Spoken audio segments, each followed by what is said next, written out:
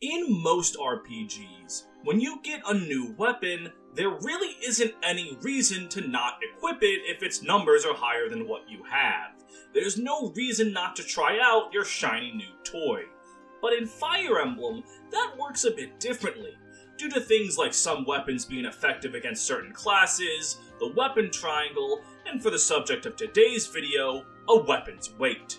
For something that's been around since the start of the series, weight has actually had a lot of changes in how it affects the stats, how stats affect it, and I thought it'd be neat to just go through the series and look at how weapon weight has affected your unit's attack speed. There is no meme. This is just a threat. But before we can get into how your weapon weight affects your attack speed, it's worth mentioning what attack speed is. It's the speed that you attack with. It determines how good your unit can dodge enemy attacks, and most importantly, it affects whether or not you can double attack an enemy. Double attacking in Fire Emblem is one of the most important things a unit can do, and as a general rule of thumb, units that can consistently double are always going to be better than units that can't. Your speed needs to be a certain number higher than the enemies. It ranges throughout the series, but usually it's between 3 and 5 attack speed higher, so weapon weight affecting it is actually very important. For the first 3 games in the series, weapon weight's effect on your attack speed is just a simple subtraction. There's no way to mitigate it. Your attack speed's going to be your unit's speed minus the weapon's weight. What this does in the original games is it really helps sword units. Since swords are the lightest weapons, sword units like Agma and Navarre have the easiest time landing double attacks. While some lance units like your cavalry might have a harder time getting to doubling thresholds because lances will weigh them down more. Another thing to keep in mind is that in these earlier games, all of your stats capped at 20. So a weapon weight being 6 of your maximum possible 20 speed is a big difference. But it is mitigated by the fact that the enemy also has to play by this rule, so they're getting weighed down just as much as you are. My favorite thing that they do with this is in Mystery of the Emblem, with the Javelin having 20 weapon weight. Because of this, it is impossible to ever double attack when you have the Javelin equipped, and with its low base power, it's really just meant for a lance unit to get some kind of range. Later Fire Emblems, the GBA games especially, have a real problem with javelins and hand axes being allowed to run rampant, and making it so that it's impossible to double with it is something I really think works to balance it.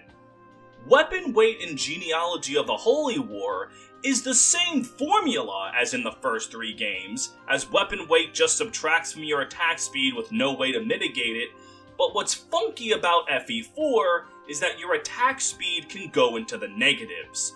Because of this, yet again, swords make out really well, because they are light enough to never really give a shit about negative attack speed. And since a lot of axe and lance units will be at or around negative attack speed, sword units can have a field day. This is why Arden, historically mocked for being a very slow unit, can actually double enemies if he's given the pursuit skill, because not only is he having attack speed that's positive, albeit barely above 0, doubling in Genealogy of the Holy War is the easiest in the series, requiring you to just have a higher attack speed than your opponent. No 3 to 4 point gap. If you are 1 point faster, you can double if you have the pursuit skill. So weapon weight is incredibly significant in Genealogy of the Holy War, and something that you'll want to keep in mind for a lot of your units. And I think it's pretty cool that way. Even if this is the game where holy weapons just kind of break anything, weapon weight mattering like this is really cool. Moving on to Fire Emblem 5, it radically changes the formula because in this game, for the first time, a player's stats can affect weapon weight, because Fire Emblem Thracia 776 introduced the Constitution. Stat. The Constitution stat.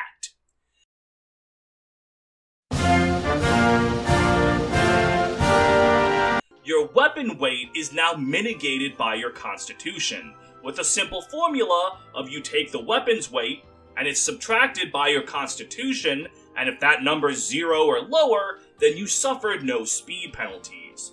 It's also worth noting that Thracia returned to the older game style of all of your stats capping at 20. So, these changes in speed penalties are very significant and can drastically affect how certain units perform in combat over others. Though, weirdly enough, and to this day I'm not sure if it's a glitch or an intended feature, tomes are not affected by constitution. No matter how much protein powder your nerds with a book ingest, their weapon weight will always subtract from their speed, which is fine mostly because a lot of the mages in Thracia are naturally fast. It's just weird. And you might be asking yourself, well, wait, if the only purpose of constitution is to help with weapon weight, isn't that just an extra way to say you have 2 speed stats? You would be correct if that's all constitution did, but it also plays a vital role in Thracia's capture mechanic, so it helps the stat feel distinct and not just to be another way to do your attack speed. This is something that the GBA games really flounder on. In the Game Boy Advance Fire Emblem games, Constitution returns and affects weapon weight the exact same way, but it runs into a few problems. First of all, there is no capture mechanic, so Constitution doesn't affect anything other than weapon weight. Very technically, it will affect how easily a unit can be rescued, but you need such high Constitution for mounted units to be unable to rescue you that it's kind of impossible to get from most units, so that doesn't really matter. And it especially doesn't matter because there's no way to increase the Constitution stat outside of a once per game stat booster and promotion. Unlike in Thracia, there is no Constitution growth. So because of this, units are just stuck with whatever con they have at base, and maybe promotion will throw them a bone of a point or two. And the real problem with that is that the Game Boy Advance game's Constitution stat really hates women.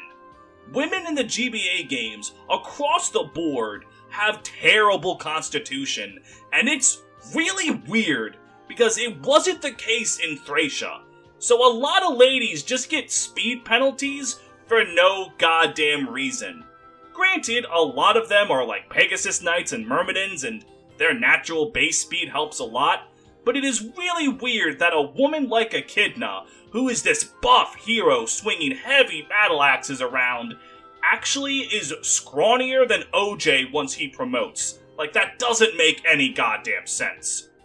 It really feels like Constitution was put in Fire Emblem 6 because it was in Fire Emblem 5, but they didn't really understand how it worked with the mechanics of FE5, and then its weird lingering effect just lasted through all 3 GBA games.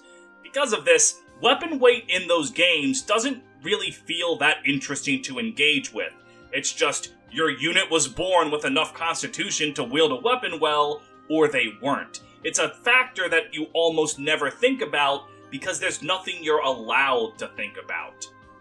Now, Tellius does try to rectify this, as Path of Radiance, Radiant Dawn, and Shadow Dragon all change the weapon weight formula to now factor into a unit's strength stat, which, on paper, makes a lot of sense. Your strength would dictate how easily you can pick up a heavy stick. So that sounds fine, but there's a problem with that. Your physical units are going to increase strength anyway. That's what they're designed to do, so eventually, this formula doesn't matter. It's not like Constitution in Thracia, which had a growth rate and could increase, but was a little uncommon and worked with the game in a unique way.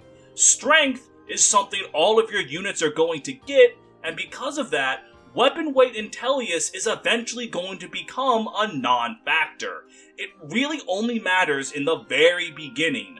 Once you start getting to the middle of the game, or heck, even part 2 of Radiant Dawn, your units have enough strength to not give a shit about weapon weight outside of the effectiveness weapons, which are all really heavy, and I do like that as a balance just the rest of the weapons aren't balanced in a good way.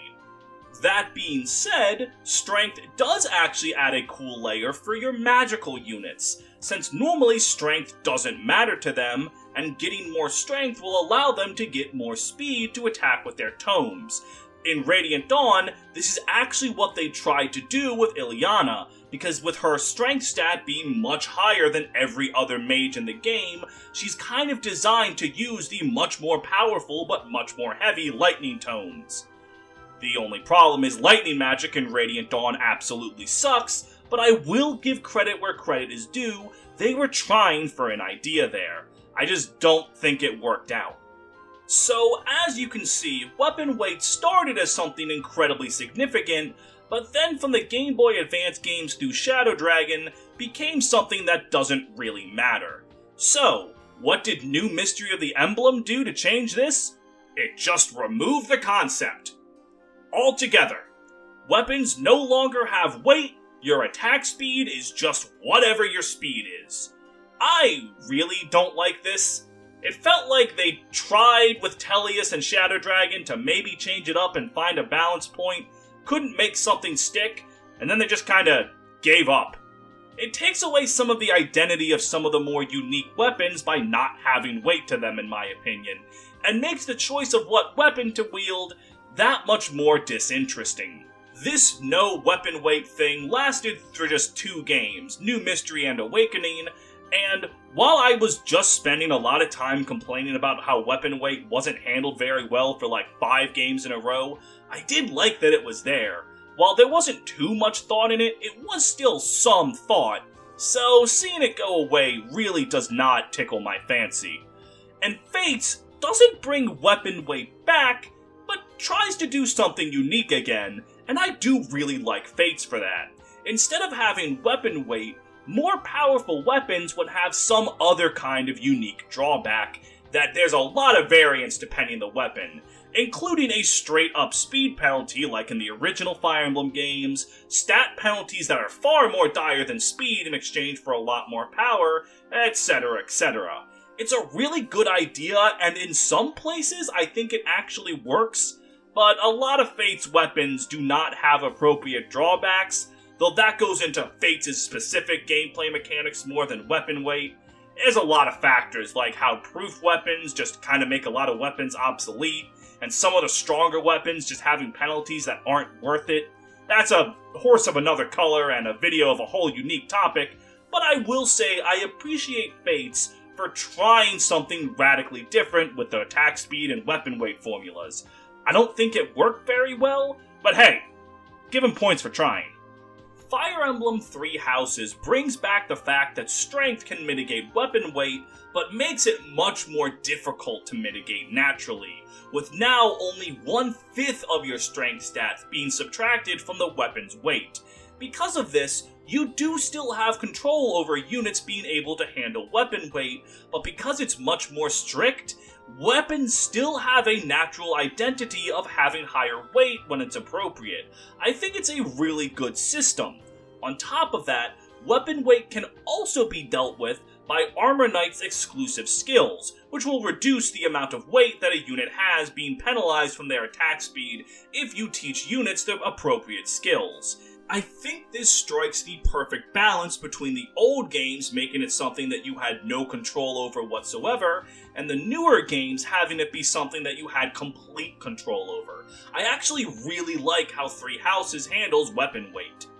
And of course, because Fire Emblem's complete inability to ever sit still is both its biggest blessing and its biggest curse, it changes the formula again for Fire Emblem Engage, going back to the Game Boy Advance formula of having your weapon weight be subtracted from your constitution.